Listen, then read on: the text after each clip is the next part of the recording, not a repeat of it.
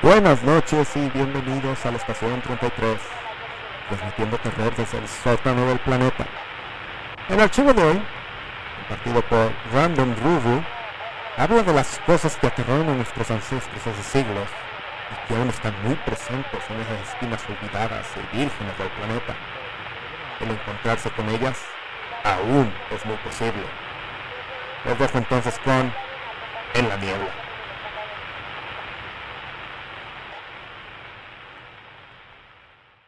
Escocia es uno de esos lugares que parece nunca ser verdaderamente simple, o al cual se le puede resumir en un par de palabras.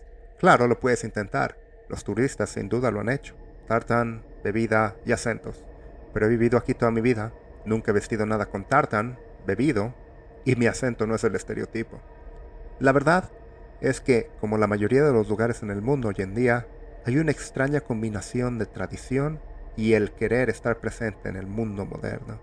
Pero la cosa que realmente parece perdurar en el país es el miedo. Miedo al campo, a las colinas y a los acantilados, las fuertes corrientes del mar, el conocimiento de que las cosas allí afuera son peligrosas. El miedo nos persiguió a nuestras ciudades. Una de las formas más simples y cercanas es el ser acuchillado por una de las pandillas más buscadas en la costa este. Pero después de mi experiencia creciendo, yo diría de que el miedo al campo es lo que más se siente entre nosotros. Ese antiguo mundo lleno de magia y criaturas, tan fácil que es reírse de ello cuando estás en casa, pero cuando estás en un páramo bajo la oscuridad de la noche, pues ahí es fácil que vuelvas a creer en los cuentos viejos. Yo crecí en la zona rural, en una de esas casas en las esquinas de las colinas, que, para poder llegar a ellas, uno tenía que utilizar esos caminos olvidados y difíciles que prácticamente pasaban por el bosque. En más de una manera, era un lugar excelente para ser un niño. No había tráfico, así que mis padres no tenían que preocuparse de los problemas de una ciudad. Teníamos muchísimo espacio para tener animales de todo tipo y terreno que se extendía por kilómetros, que era mejor que cualquier parque. No todo era bueno, obviamente. Era un largo viaje a la escuela todos los días, más aún cuando entré a la secundaria y una conexión de internet horrible, cuando la tuvimos años después, y una electricidad que venía y se iba cuando quería. Tenemos una colección de juegos de mesa impresionante. Pero la cosa que más me gustaba de nuestra casa era el lugar donde estaba, cerca de la base de una colina empinada. Mis padres eran unos alpinistas entusiasmados, y cuando era chico me quejaba mucho que me obligaban a acompañarlos. Pero en algún momento comencé a compartir de emoción. Lo único que teníamos que hacer para tener una gran caminata es tomar el camino a espaldas de nuestra casa, que llevaba colina arriba, y simplemente seguirlo. Después de un rato, los árboles disminuyen y te quedarías con una vista asombrosa del lugar. Era también el tipo de colina que estaba cercana a otras por un lado. El tipo que parece que se combinan y parecen crear una muralla de la misma tierra. Si te gustaban caminar, entonces esas colinas eran lo máximo. Claro que mis papás siempre fueron cuidadosos cuando yo era pequeño, pero sin lugar a duda, no era el tipo de lugar en el que querías que un niño estuviese solo por sí mismo. Cuando crecí, se me permitió salir solo siempre y cuando prometiese el quedarme cerca del camino marcado y no alejarme mucho. Pero todos saben que los hijos no escuchan a sus padres. Obviamente, conforme fui volviéndome un joven, mis padres se relajaron bastante respecto a estas supuestas reglas y confiaron en que yo podía cuidarme solo. Y por lo general, yo tenía buenas experiencias ahí en las colinas. Solamente lo puedo explicar como la alegría del caminante, ese sentimiento de estar perdido y ser uno con la naturaleza, la gran presencia de nada, el conocimiento de que el camino en el que estaba caminando era uno que gente tomó hace generaciones. Pero esos fueron los buenos tiempos, y esta historia es sobre los malos.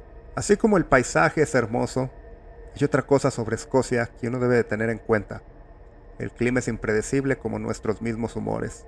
Hubo una vez, cuando tenía unos 9 años, que me había aburrido de ver televisión y decidí salir por una caminata, llevándome a uno de nuestros 3 perros, Penny, una border collie, y decidí merodear a un lado de la colina.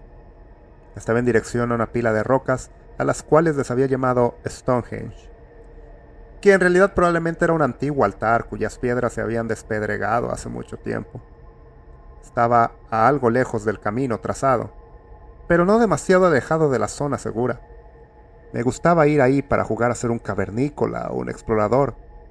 No recuerdo bien los detalles, pero lo que sí recuerdo es cómo es que estaba tan metido en mis aventuras y el juego que no me di cuenta de que el clima había dado un giro a lo peor y que una cortina de niebla se había envuelto en los alrededores que se volvía más y más espesa. Me di cuenta de esto, pero aunque me estaba sintiendo algo asustado, aún podía ver el camino, así que no le presté la importancia que debí. En algún momento escuché a Penny ladrar y giré para ver qué la tenía tan alterada, pero puse atención al origen del sonido. La vi a ella corriendo en mi dirección, mostrando los dientes. Ahora, aún siendo un adulto, si ves a un perro corriendo en tu dirección como si fuese a soltarte una mordida, eso asusta. Pero cuando eres un niño, eso aterroriza.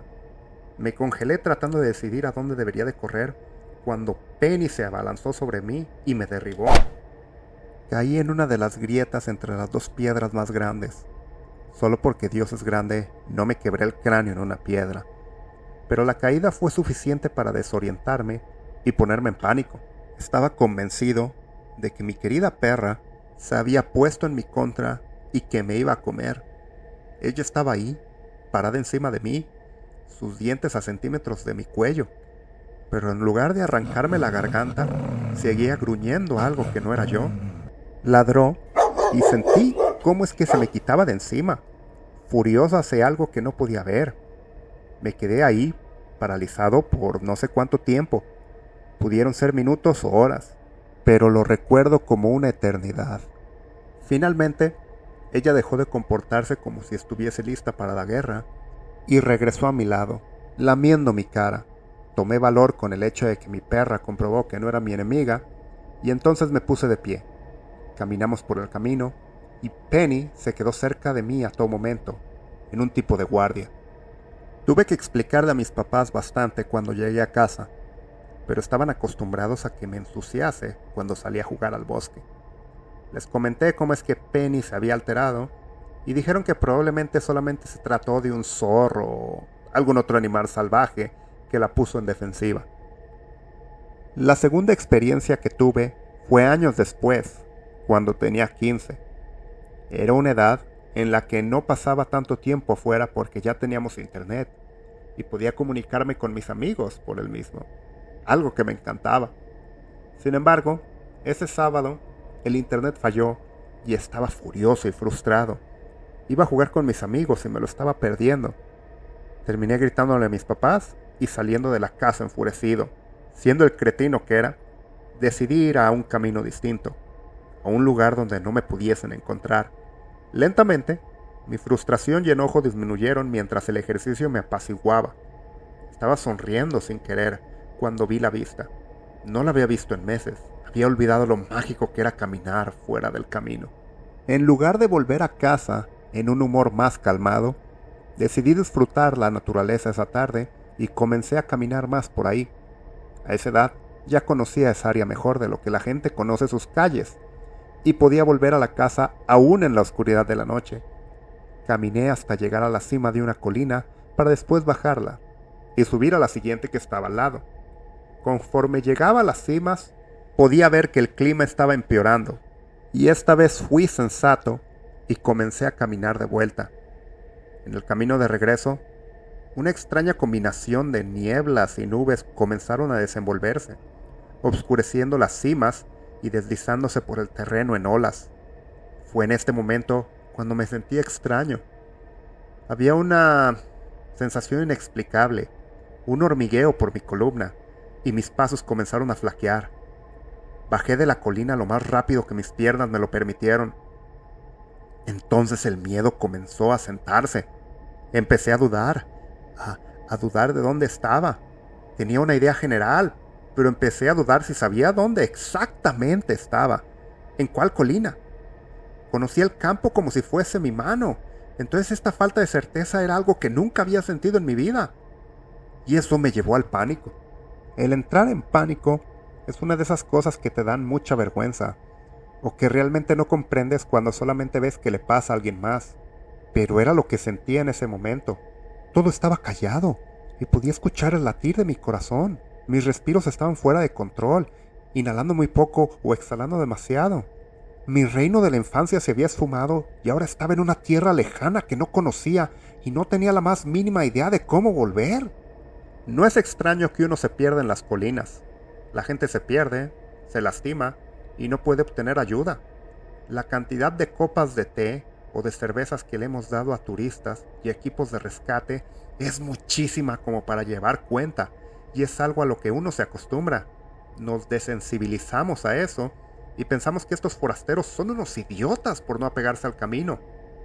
Pero en ese momento estaba convencido de que yo no volvería a casa. Corrí. No me importó que las lágrimas estaban obstruyendo mi visión, o que la niebla se había vuelto más espesa, o que no tenía idea de a dónde estaba corriendo o de qué, pero solamente corrí lo más fuerte que pude. No me iba a hacer bolita y morir de frío. Por alguna razón, tenía la esperanza que si seguía corriendo colina abajo, llegaría a algún signo de civilización, pero eso dependía de la colina en la que me encontraba. Me resbalé y traté de no caer, pero creo que me torcí el tobillo en algún lugar entre todo el terreno y finalmente caí. Grité como nunca en la vida mientras mi cuerpo impactaba con el suelo. Estrellé mi cara contra algo y sentí algo espeso y pegajoso en mi cara. Me limpié con mi mano y traté de ver dónde había parado. Casi lloro de la felicidad cuando me di cuenta de que me había pegado con una de las piedras de mi Stonehenge. Era un alivio el saber que estaba en ese lugar tan familiar y que ahora el camino a casa estaba claro, aún con los ojos vendados. Sé que es tonto, pero me arrastré buscando el camino y grité con triunfo cuando lo encontré. Seguí arrastrándome porque tenía demasiado miedo de caminar y ver todo envuelto en esa espesa niebla. Finalmente, me atreví a pararme cuando llegué a una parte llena de lodo, y seguir arrastrándome sería un desastre. Cuando llegué a casa, mis papás estaban preocupadísimos y me llevaron al hospital de inmediato. Mis heridas no eran serias, pero había perdido algo de sangre gracias a esa cortada en la frente, así que me suturaron. Con algo de vergüenza, les pude decir a mis papás que había caído en pánico y que me había resbalado y caído. La explicación podía ser que me puse nervioso o que no había caminado por esas partes en meses, pero en mi corazón sabía que no era eso, que había otra razón. Había habido algo en mis instintos que me gritó que algo estaba mal y no quería admitirlo a nadie. No había estado solo en esa colina. No fue solamente el mal clima, había sido esa niebla que me enturbió la mente o me había tratado de devorar. Después de ese incidente, ya no volví a ir a las colinas solo y siempre me aseguré de llevar por lo menos a un perro. Había algo que me daba miedo ahí, pero no lo suficiente para evitar la zona por completo. Solamente ahora las disfrutaba en compañía. La última vez que fui a caminar a las colinas fue aproximadamente un año después. Tenía 16 y me comencé a sentir mucho mejor de lo que había pasado y racionalicé lo que había ocurrido.